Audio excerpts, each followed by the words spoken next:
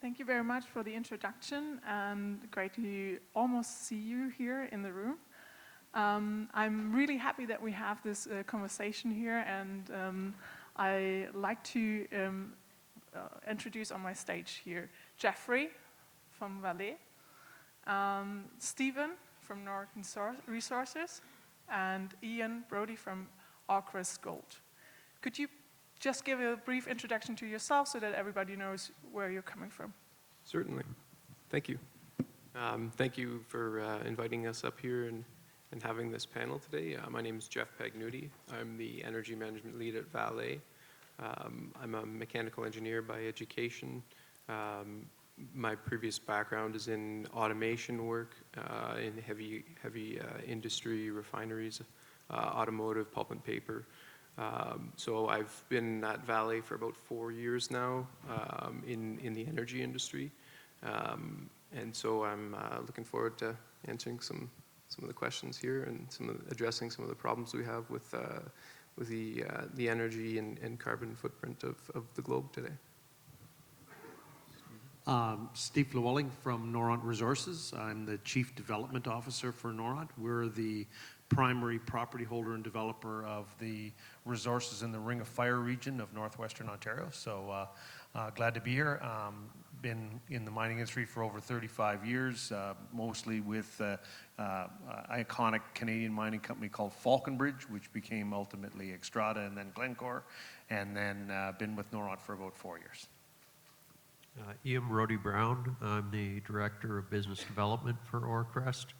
Our CEO couldn't attend for travel purposes, but I was a presenter here 3 years ago, and I just wanted to say to Adrian what a fantastic conference this has become. The UV presentation that shows the amount of renewables just on projection for this year.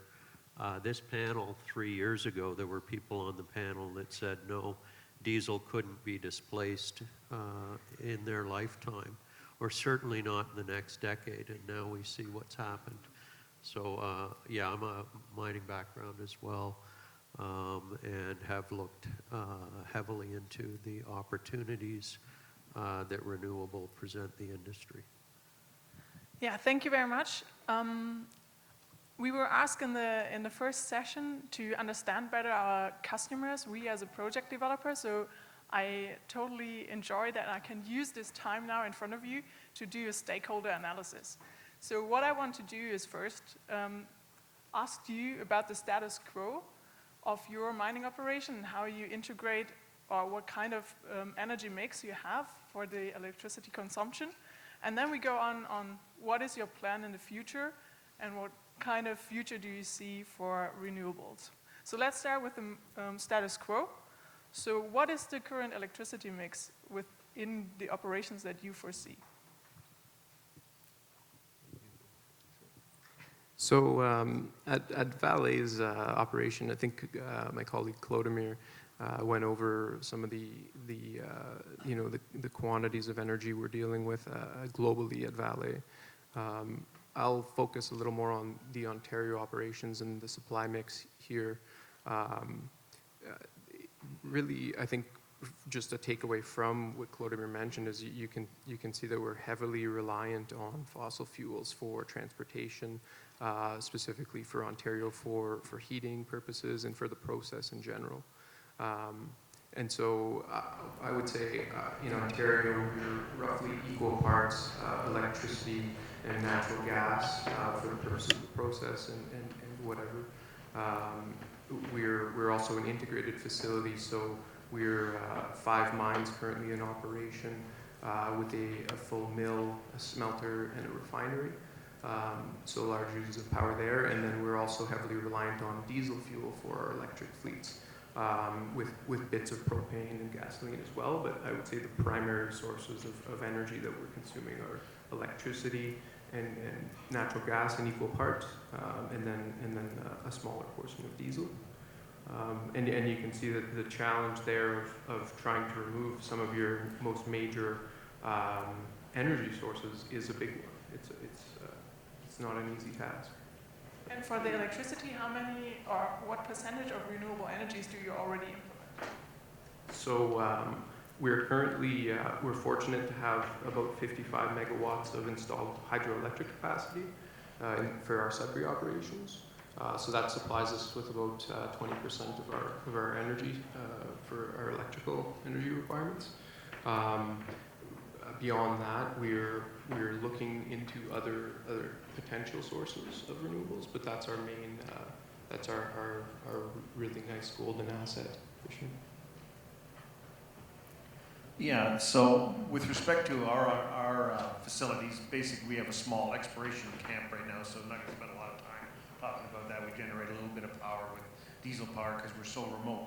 But I think the challenge is for us is the trend of where the industry is going. You can see from this conference, from the discussions, you know, we've got a rapid trend of moving towards more renewables.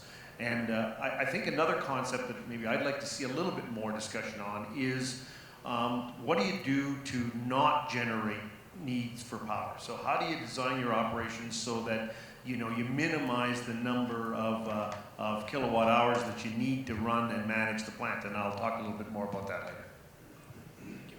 Yeah, we've looked at our environment, and I think it's been stated here. We have the capacity.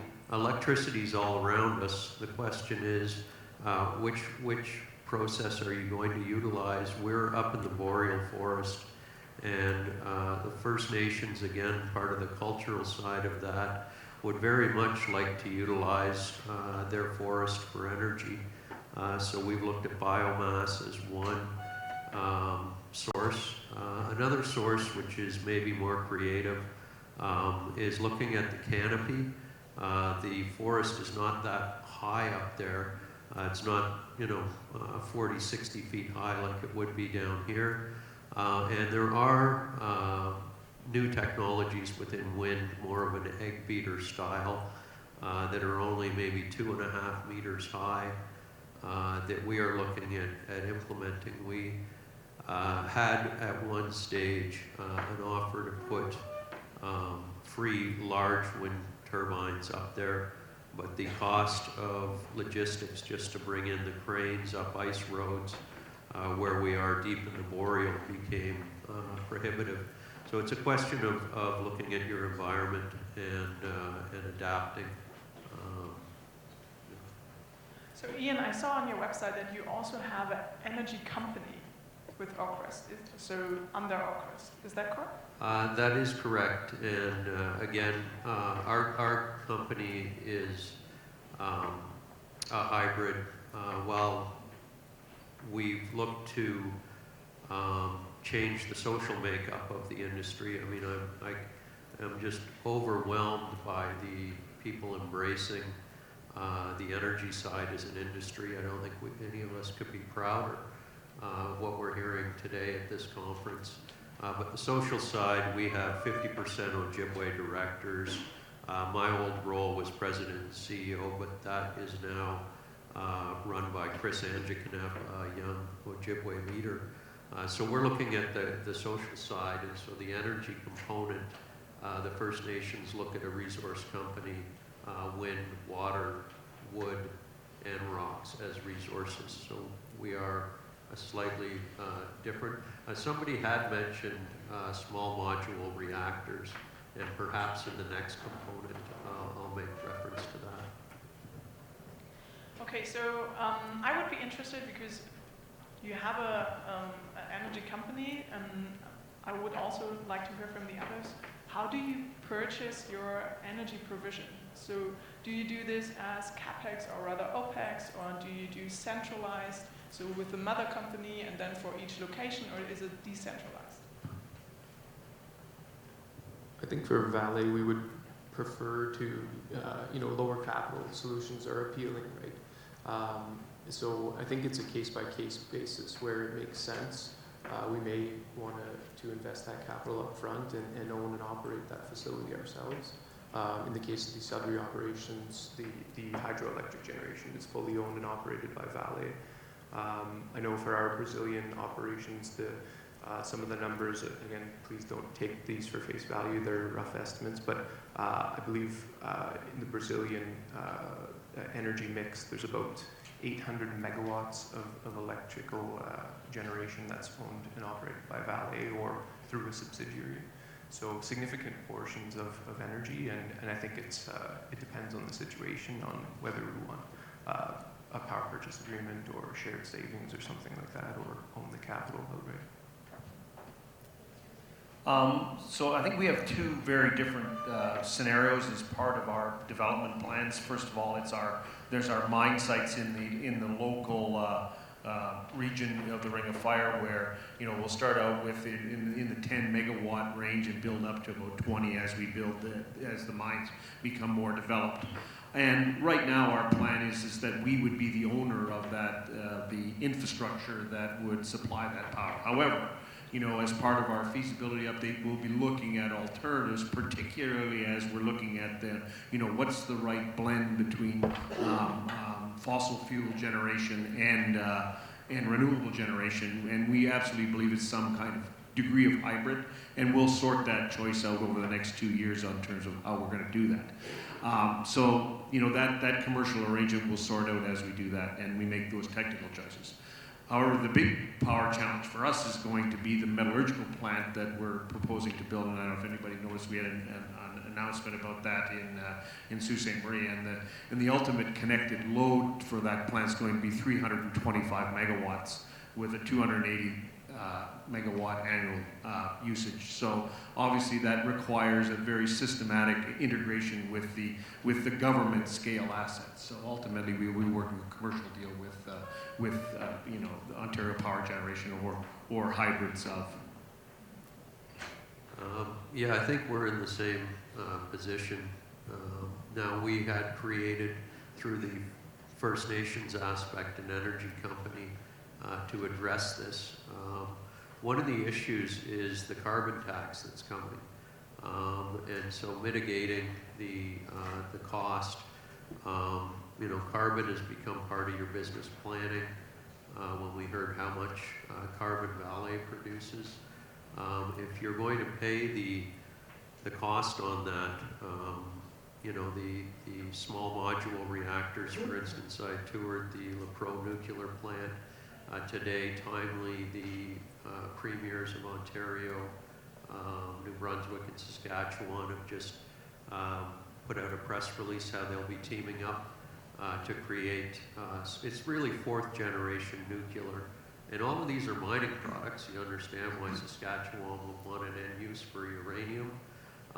But you can lower the footprint on these big projects by 50 times. So these things are coming. They're more expensive.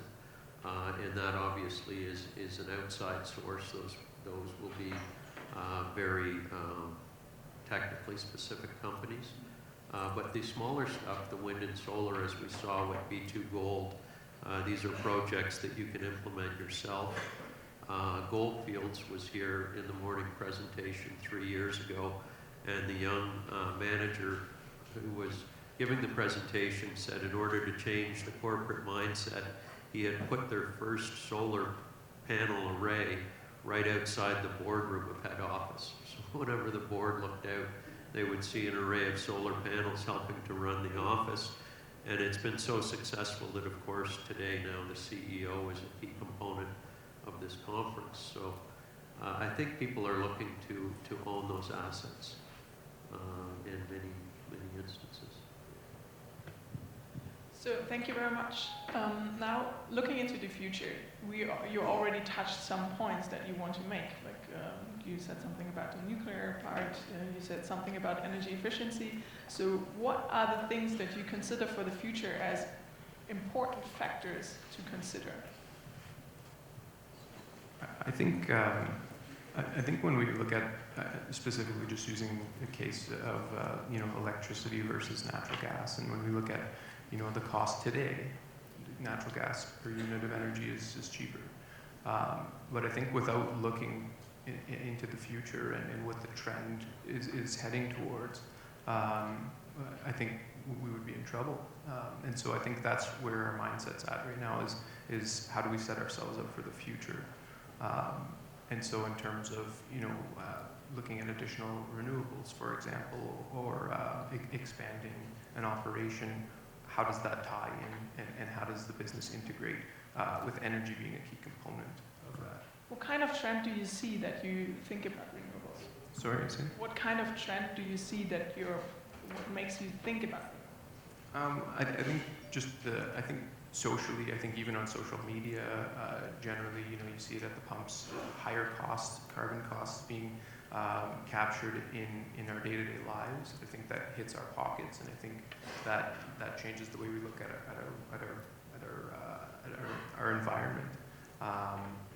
And so I know I like to go for walks in the bush and hike, and so I want to see a clean environment.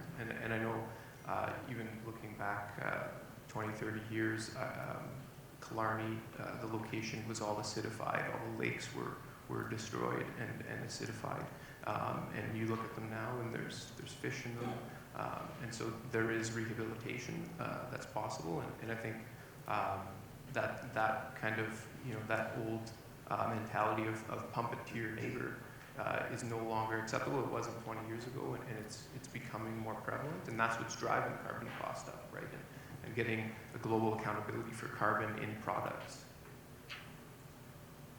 Yeah, I'd like to make a couple points. I think sometimes we miss the opportunity to look at how our facilities are designed to be more energy efficient from a primary point of view. And if you look at what our plans are in the Ring of Fire, we've made decisions to implement underground-only mines rather than surface mines, which have a smaller footprint. And if you look at a complete life cycle on energy, significantly lower energy costs.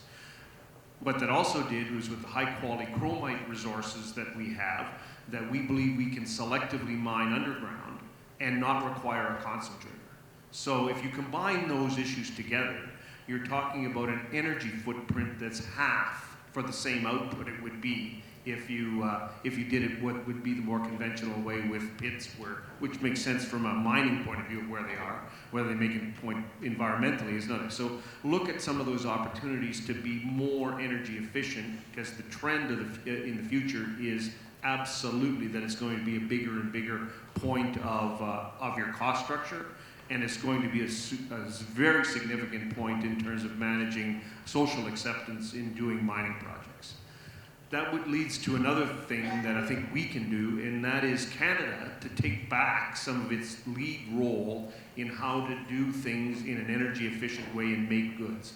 So one of the things we want to do is make ferrochrome, which is the product that you make from chromite ore, and you supply the stainless steel business. The two choices that we have is we can turn that mine production that we have into a value-added product and make that here in Canada, or we can sell it to the market that there is one for, and that's the Chinese, and send our ore to China. The difference for our first stage project per year in differential is 1 million tons per year difference between doing it here with the technology that we have, with the less transportation and the lack of coal-fired power. So 1 million tons smaller per year footprint, or we're about 25% of what it would be if we choose the alternative.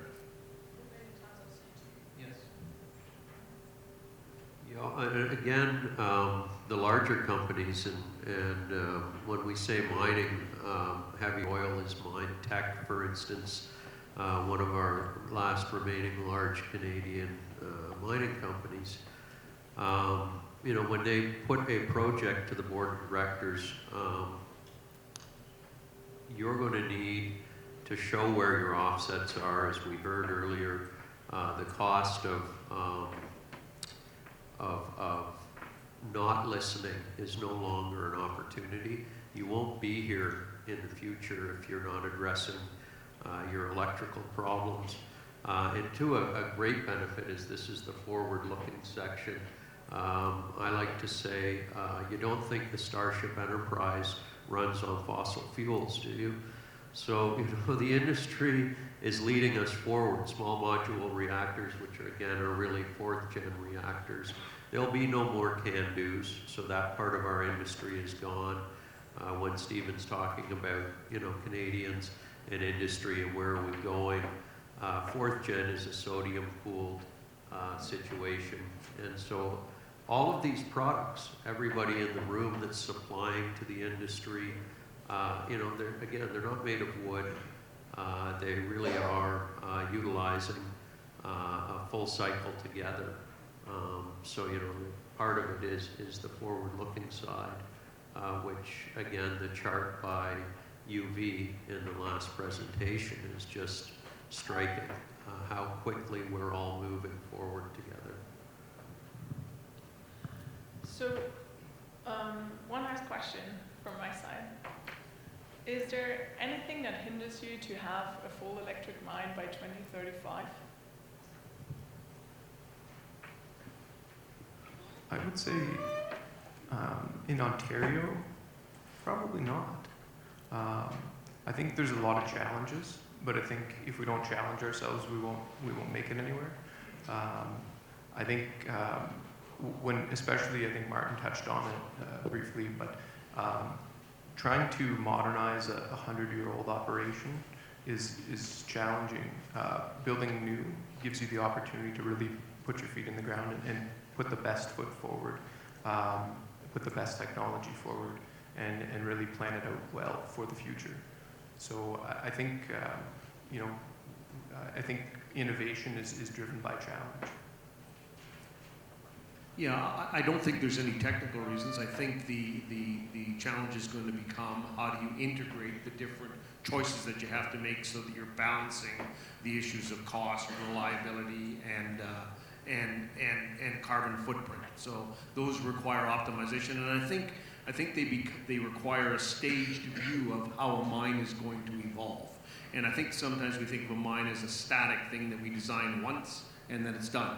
Well, I don't think it's going to work that way anymore. I think it's going to be as things progress and technologies become more mature and as the needs change, you've got to build that evolution into the plan for the mine and how you're going to adapt over time. And again, to repeat, previous presentation, technology's lagging or is ahead 10 to 15 years from corporate implementation. Now you're hearing of terajoules being procured by Escondido. So absolutely. 3 years ago, there were people up here that said no. I think now we have to see how far we've come in 3 years and say absolutely by 2035. So looking at the time, I would give the audience the possibility to ask questions.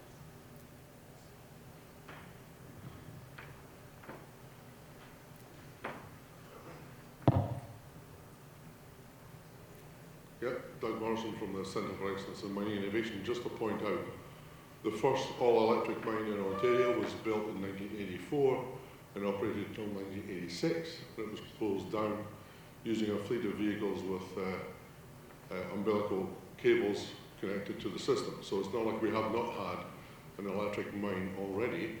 It's quite possible. And if we look at the underground fleets that we have, 80%, between 70 and 80% of the energy that is consumed by the underground fleets that we currently use is used to move the vehicles themselves.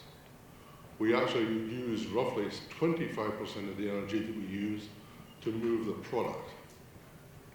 And the fundamental issue for our industry is not just on how we manage renewables, but actually how we redesign the operations in our underground mines so that we actually consume far less energy than we need to.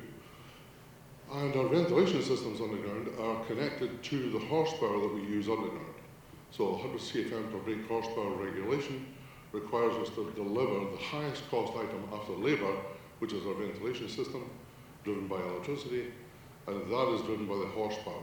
Since 80% of the horsepower is used for the vehicles, if we were actually just producing ore and not moving vehicles around, the ventilation demand would be roughly 75 to 80% less than it is today. So there are other changes for our industry to consider rather than just consuming the renewables that we have. So for me, it seems to me absolutely possible, immediately possible, to have underground mines that are driven exclusively by alternative energy systems. Well, it alters health and safety significantly as well. completely. I mean, a clean air environment underground is something, you know, remarkable.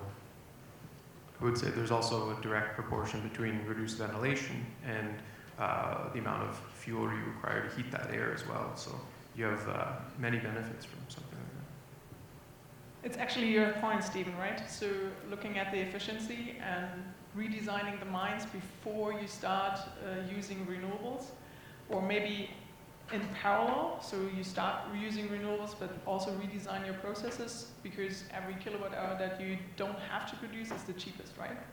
Absolutely.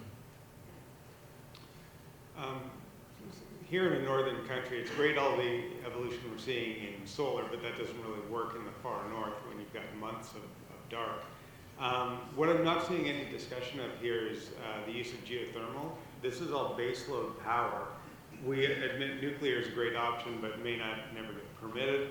How do we move forward with geothermal, which may in fact be way more efficient in a northern climate than in some more tropical climates, because it's got a very low reject temperature with the cold atmosphere. I don't see any discussion of it. Is it moving ahead?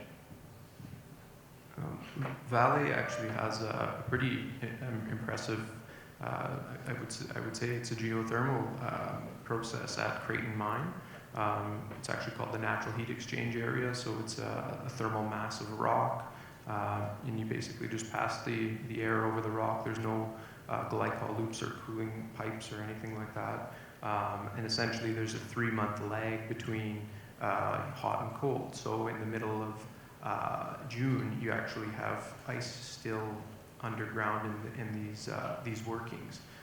So that absolutely is in effect, and it reduces the carbon footprint from Creighton Mine quite a bit, the cost. It's an amazing system. So trying to utilize that and implement that in future mines is definitely something to be considered for sure in the northern climates as well.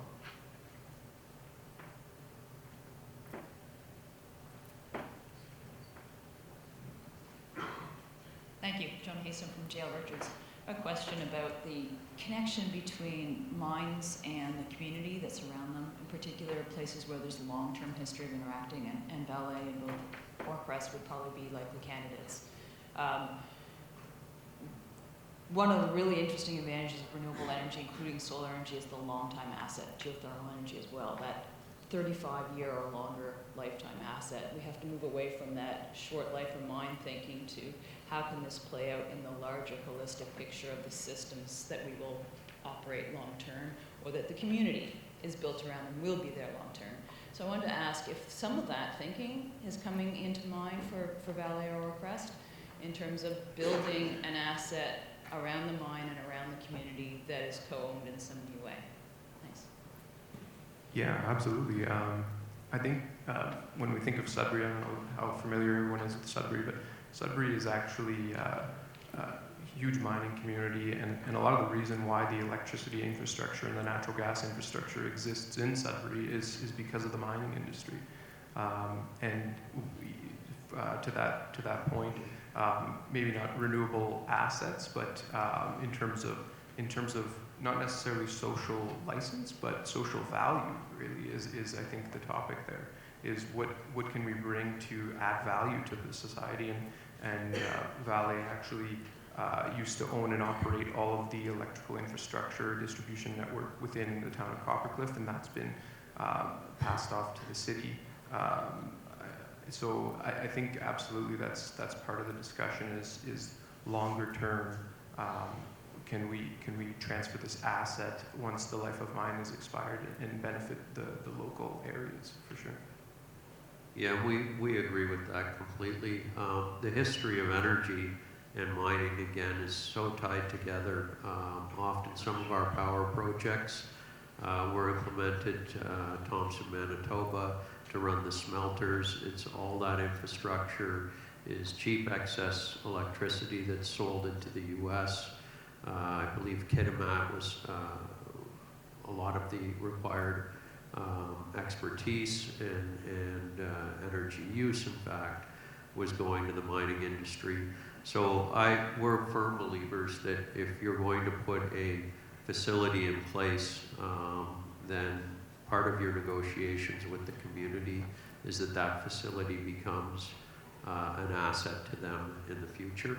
Mining being in remote places in Africa, it's an excellent opportunity to leave 35 megawatts of renewable energy in place after the life of the mine, and then obviously turn it over in the beginning of the process. Yeah. Yeah, I think one of the challenges with power is the combination of use where it is at the moment and where it's needed in the future, and how does that involve distribution, effective distribution. And if you look at ineffective distribution, if you look at Northern Ontario, where the history of significant hydroelectric power generation was built as part of the forest products industry. So if you look today, that hydroelectric power, 50% of it can't be utilized in Ontario because it can't be distributed to anybody that needs it. So we've got to think how we make not just better generation, but how do we make better distribution and more effective systems. Agreed. Yeah, so maybe one point to the question about after life of mine usage, we confirm that in Africa we see projects that are at the outset are looking what can we do for social benefit creation in terms of directly connecting other off-takers and as well then handing it over. And on the other question before on geothermal, it's a beautiful renewable resource which we also develop, but it's very, very site-specific and even more long-term than solar and wind. So that's a challenge that we see.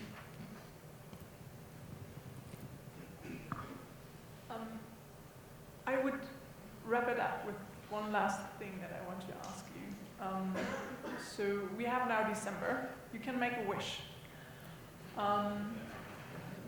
What would you wish from the audience with project developers, technology providers, etc., to make you help going into this renewable future? I'll start. Really to put pressure on, regulatory environment, support in tying them together. You have proof here that the industry's taken this, really forward on their own. We know the pressures that are coming in the near future financially. And then of course all of these are for the environmental benefit.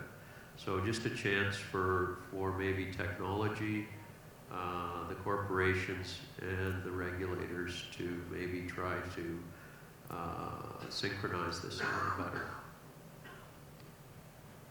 Yeah, I think for us, I think a lot of the process of pursuing a renewable generation, a piece of technology or anything is really doing the research and gathering the data and trying to find comparables. And I think one of the challenges we have is when we have, say small modular reactors, there's not a whole bunch of information on it as compared to other technologies. And so trying to gather that together and compare apples to apples is really, there's a lot of time and effort that goes into it. So I think if there was a way to streamline that somehow, that would help everyone, I think. And you do need the regulators for that, absolutely. That's why you're hearing in the audience that people don't see it in the near future.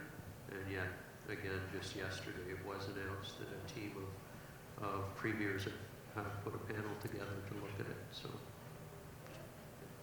I think, I agree with the regulator, but I think the investment community has to be more discerning with respect to the types of companies that they want to fund with their investment dollars, because the world's it's not an equal place.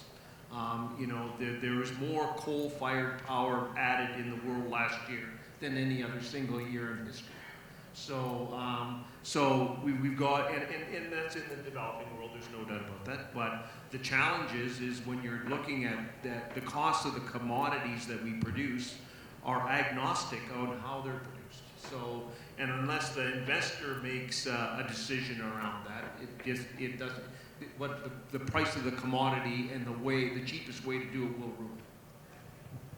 Yeah, thank you very much for these very, very interesting thoughts and giving you an insight into your world. Thank you for listening, and much more to come. Thank you.